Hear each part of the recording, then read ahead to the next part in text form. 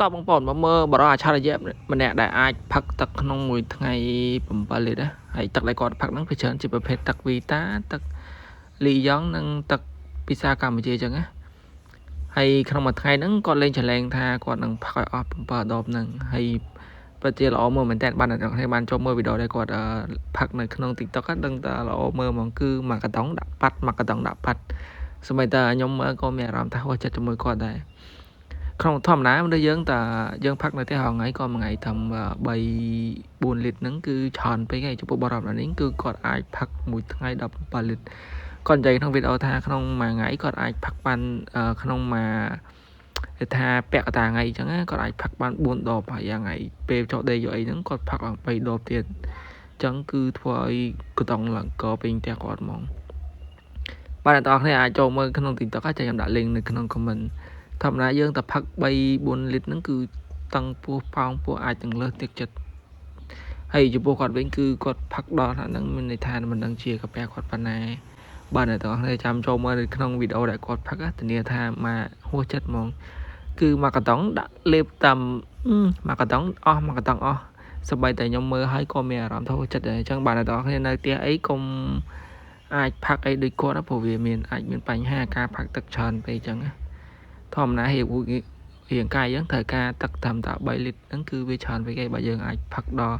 7 8លីត្រដូចគាត់ហ្នឹងអាចធ្វើឲ្យមានបញ្ហាដល់សុខភាពយើងណាអញ្ចឹងខ្ញុំដាក់ link ឲ្យអ្នកចាំចូលមើលបងប្អូនបរិបទនេះគាត់បានយកទូរស័ព្ទថតឆ្មាគាត់ដែលកំពុងដេកហើយអ្នកទាំងអស់គ្នាមកមើលពីសកម្មភាពដែលឆ្មាដេកទាំងអស់គ្នាខ្ញុំទៅឃើញលើកទី1ដែរឆ្មាដេកហោដងឆ្មាឲ្យតែយើងដើរចិត្តវាអីគឺតែវាភ្ញាក់វាហត់អីដល់ពេលបរិបទនេះគាត់បានចាំឆ្មាហើយគាត់បានថតឆ្មាគាត់ដែលកំពុងតែដេកអញ្ចឹងណា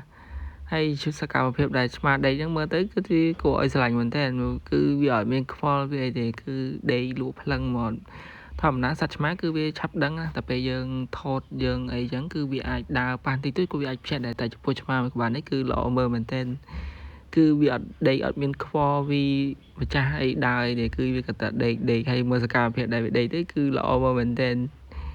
ហើយប្រហែលជាគាត់ដើរលឺពេកគាត់វាជាភ្ញាក់ដល់ពេលវាភ្ញាក់អីវាអត់មានថារត់អីខ្លាចម្ចាស់ខ្លាចអីចឹងណាគឺវានៅដេកទៅធម្មតា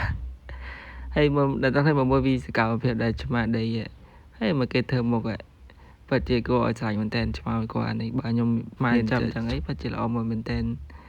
ហើយសូម្បីតែគេកំពុងថតវាក៏វានៅតែអត់ខ្វល់ក៏តែដេកទេប្រហែលជាមួយយប់អត់ដេកដើរលេងអីចឹងណា